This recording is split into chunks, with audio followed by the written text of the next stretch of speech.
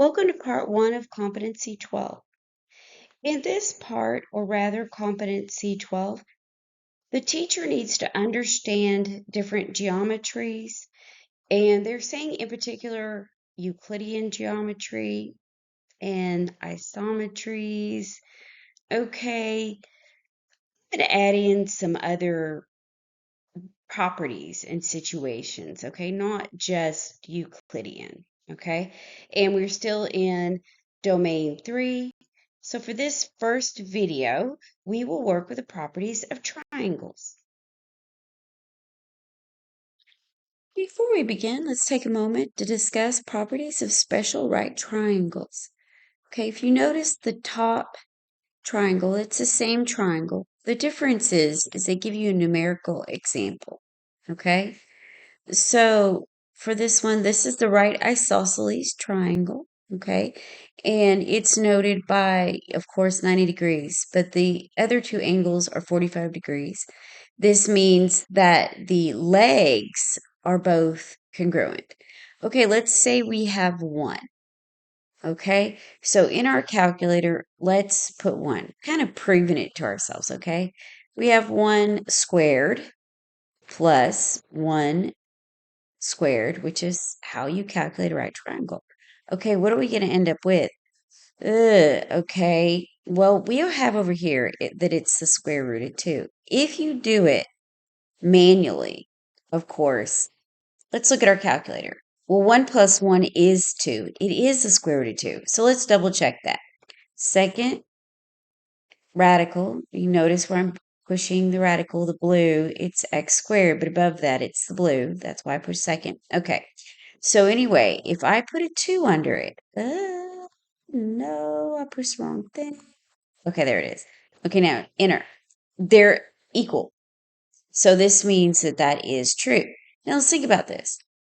If I take x and say 1 times x, or 1 is x, think about it. It will be the same thing.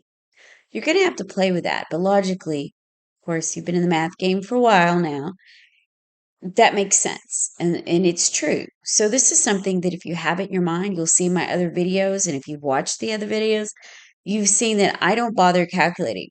I just apply this property of that right isosceles, and I know it's true. So I can work very quickly that way. The same thing for our 30, 60, 90 right triangle, okay? That same thing will apply. So let's look at it. Second, under the radical, I'm going to go ahead, actually, no. Well, let's use parentheses for safety's sake, okay? Second, 3, close the parenthesis. Uh-oh. Let's go back. Arrow over. Nope, nope, nope. I'll have to delete it. Now, arrow. There it is. Arrow over twice. Okay, to get it out of that radical. And then close your parentheses. Push your x squared to square it. Now your plus. Okay, and then we just have 1 squared. I know that 1 squared is 1, but I'm still going to enter it just to see what happens. Okay, now we get 2, which our hypotenuse does equal 2. Now, the same thing applies if you think of 1 being x, okay? Because 1 times x is just x.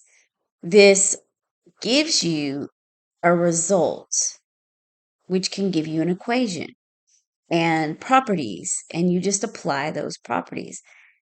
Honestly, if you just get used to doing this all the time, and if you've watched the other videos, I've shown it a couple times, it's so much easier than sitting there and struggling over, now, what is this? How do I do this? It's like, hey, I know that property, apply it. Okay, so let's move on to number 1. Number 1, in triangle ABC, B is 42 degrees, C is meaning angle C and angle B. Angle C is 75 degrees. Which side of the triangle is the largest? Okay. They're just trying to see if you understand a basic property. Okay, first off, we need that third angle so we can actually, I've we were drawing a picture of our triangle and I added in a little sketch for us, okay? All right, so that angle we need the measure of angle D, and we know that that is 180 minus the 75 minus the 42. So we need that angle so we can judge what the angles need to be, okay? So 180 minus 75 minus 42 gives us 63. Okay, so that angle needs to be 63 degrees. Okay, so we know that the largest angle is 75 degrees. So we're going to call that angle C, and that is 75. Okay, so if that's C, now take a look at how your triangle is labeled. So if that's C, C's in per se squeezed in the middle. So this will be B. Now wait a minute. Who's the smallest angle? Nope, that's not going to work. Because look, if you go by our picture and we're trying to be as visually correct as possible, then this should be the 42 degrees, which would be B, which is given. And then C is 75. That means D would be here at 63. Either way, whichever way we labeled B and D, I don't think it quite matters. I think the point is that that segment, let me highlight it, this segment is indeed the largest segment, which is the BD or DB, however you want to see it. And since C's in the middle, it has to be that. See how it's lined, how it's labeled? So they named the triangle correctly in the way that they did it. So we need that BD triangle, BD segment, which is option A. Okay, now let's go to number 2. Scoot up just a bit here. Okay, so number 2 says, all the sides of a triangle are integers. If two sides have lengths 7 inches and 16 inches, what is the shortest possible length of the third side? Okay, now we can sketch that out real quick. And what they're trying to do in this situation is just, again, another basic law. They're trying to see if you have an understanding of another basic law. And that law is when you add two lengths of a triangle, two sides together, those two added sides have to be larger than the third. Okay? All right. What exactly did I say? I said this 7 here, I don't know X, and 16 here. Okay? All right. So what am I saying? I'm saying that 7 plus X is greater than 16. Okay. Now, that implies that X is greater than 16 minus 7, which tells us that X is greater than 9. Now, if you were working with integers, the next largest whole number is 10. Okay. Now, if you still can't wrap your head around that, let's consider, okay, if we collapsed let's say that we collapsed our line here. Let's bring this down, okay, and we're going to make this 7, okay, and then we bring that X down. But let's say we're going to try X equals 9. Well, if X equals 9, then it would lay completely flat. So the only way to bring it up into a triangle would be to make X equals 10, and 10 plus 7 is 17. So it would be a very, let's say, narrow, shallow kind of triangle looking something like that. 7, 10, and 16. Okay.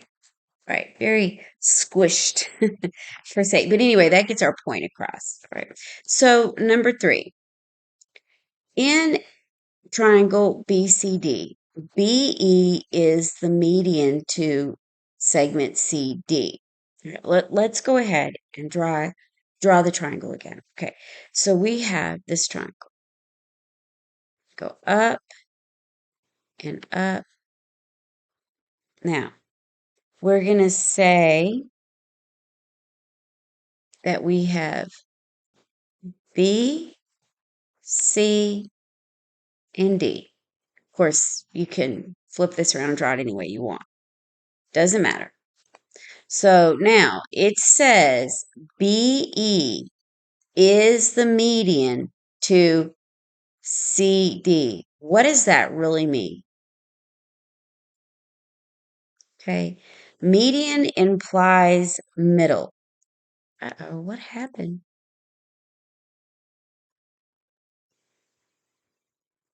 Okay, and this will be our E. Median implies middle. And that means this is congruent and this is congruent. And what does that do for us? It isn't just, it's like, it isn't just the middle of these segments. And that means that CE and DE are congruent. It also means that we have congruent areas.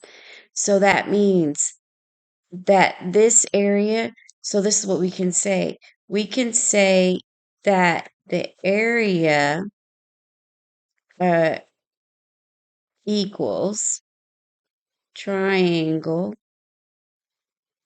or area of, however you want to say it, of BCE equals area. Actually, we probably should do that. And I'm writing it out just so maybe you can remember it later for yourself. Area, let's see, A of, I know I'm shorthanding it. Area of triangle, let's say BED. All right, so I'm saying that those two triangles are now congruent. So what does this mean? Well, they continue to say that if the area of BCE is represented by 13 minus x, and the area of ACD is represented by x plus 5. What is the value of x? Okay. All right. So if those are equal, we have 13 minus x again. Okay, that's the area of our two triangles together. And they're saying if we add those together, it will equal the entire triangle, which is x plus 5. So let's do that then. Oh, let me find some space here. So we have x plus 5. That's the, oops. Well, if my technology would work like that, there it goes. That means our whole triangle is equal to 2 times 13 minus x, okay? Now, we need to actually write this out. So x plus 5 is going to equal 26 minus 2x, okay? So let's do a little manipulation, and we're going to bring that over here because we're running out of room, and that's fine. Okay, so what do we have? This is what I see. I see x plus 2x equals 26 minus 5. I did a little algebra in my head. Double check it, but I think I am correct. So this is going to give me 3x equals 26 minus the 5, divide by the 3 on both sides. Now, what am I going to put into my calculator? This is going to give me my x, okay? Let's do that really quick and figure out what option we have. Okay, so we have 26 minus the 5. We didn't use parentheses. Oh, I'm going to back it up and just use parentheses. 26 minus 5. Close my parentheses. Divide by 3. Because if I hadn't done that, I'd have an order of operations issue. And I wanted to avoid that. Put it all in at once so you could see what I did. Okay, I match, and that is 7. And yes, we have an option 7, option D.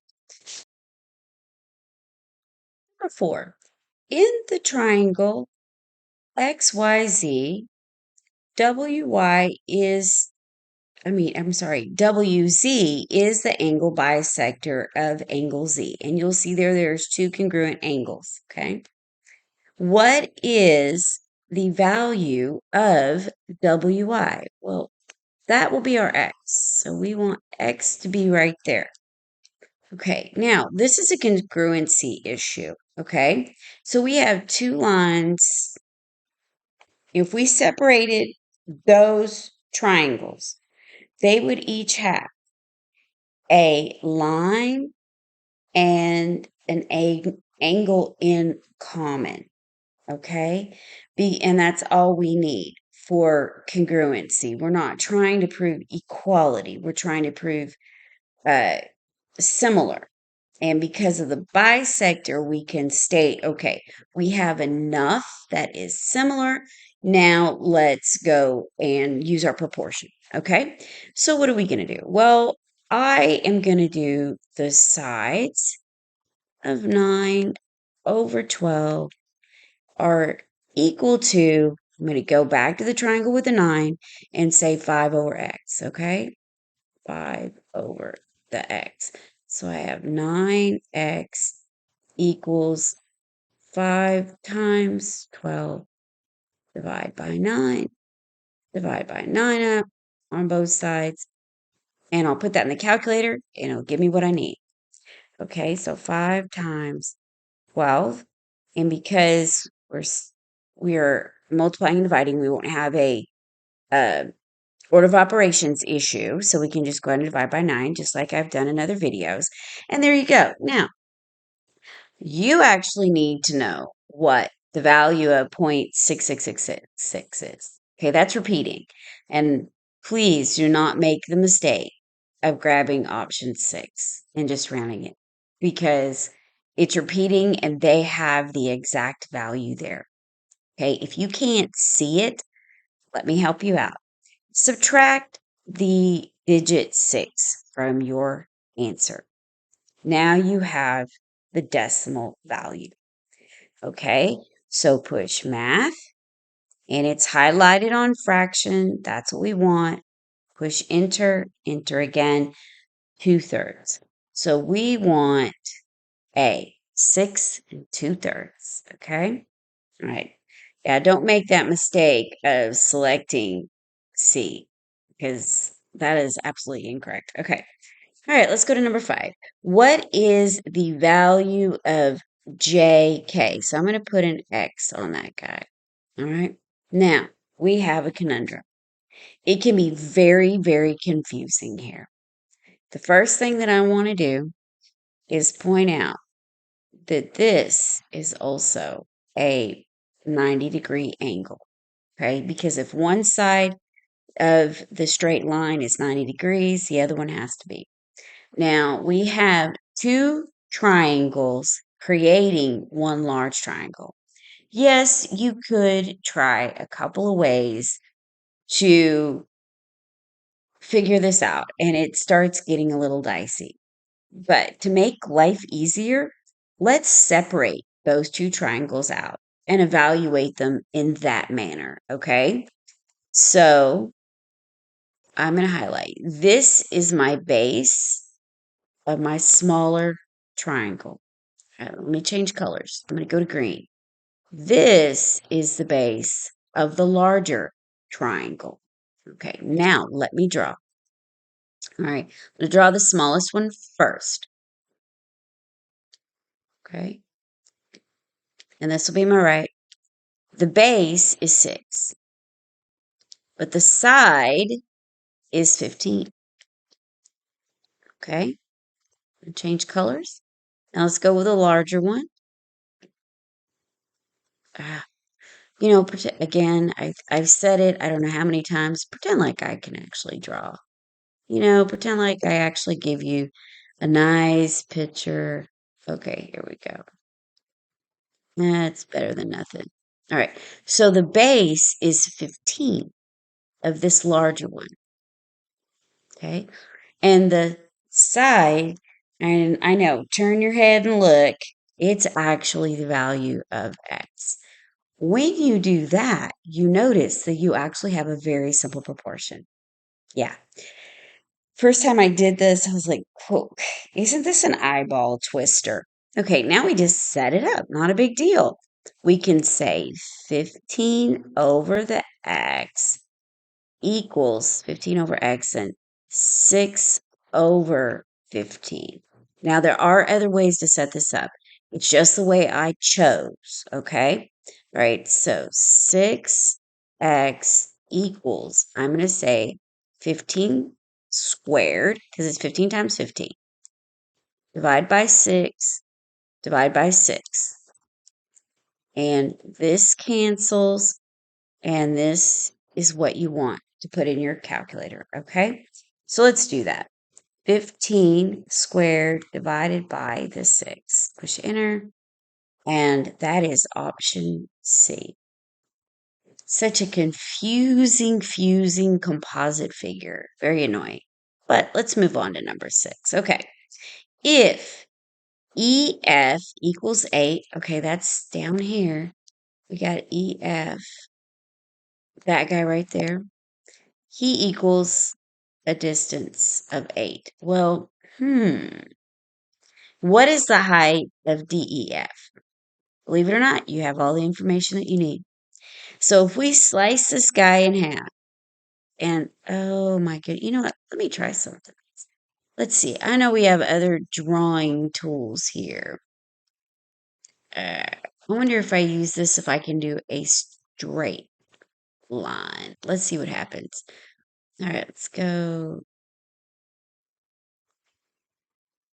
Well, that didn't work. I thought I'd get like a straight line out of it. Well, that was not satisfying at all. Oh, that's better. Well, let's pretend like, yeah, it's perfectly straight. We're going to pretend. Okay, this is what's going on.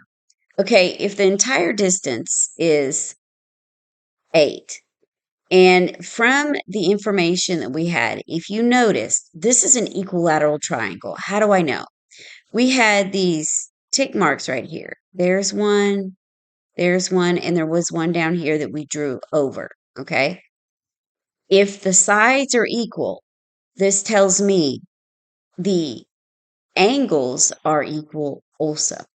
And this tells me that I have a 60 here, a 60 here, and I'm slicing down the center, which, as we just mentioned in a prior problem, when we are slicing it down the middle, and we're bisecting these two angles, as well as creating a congruency right here. This means I know for a fact we have two equal triangles, right? And my angle is 30 right here.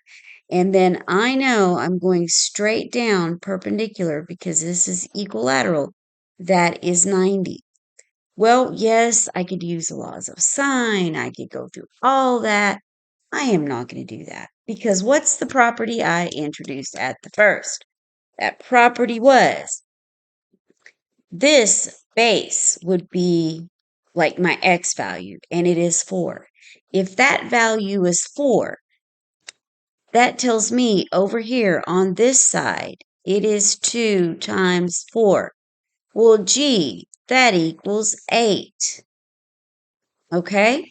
So didn't we just say that all those sides equal 8? So this side equals 8. Oh, look, now my shapes work. Imagine that. Okay. Well, if I could get them to work correctly, that'd be great. Well, I can't get anything to work now. Okay, so that means, or that, let me change colors. Okay, so this tells me that the height is 4 square roots of 3 because of the properties of the special 30, 60, 90 triangle, and that is option B. Okay, this is the last question in this first video, part 1 of Competency 12. And again, it's been a lot of fun helping everybody study.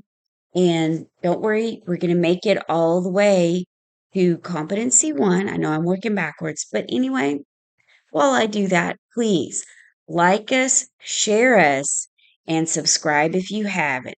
Happy testing!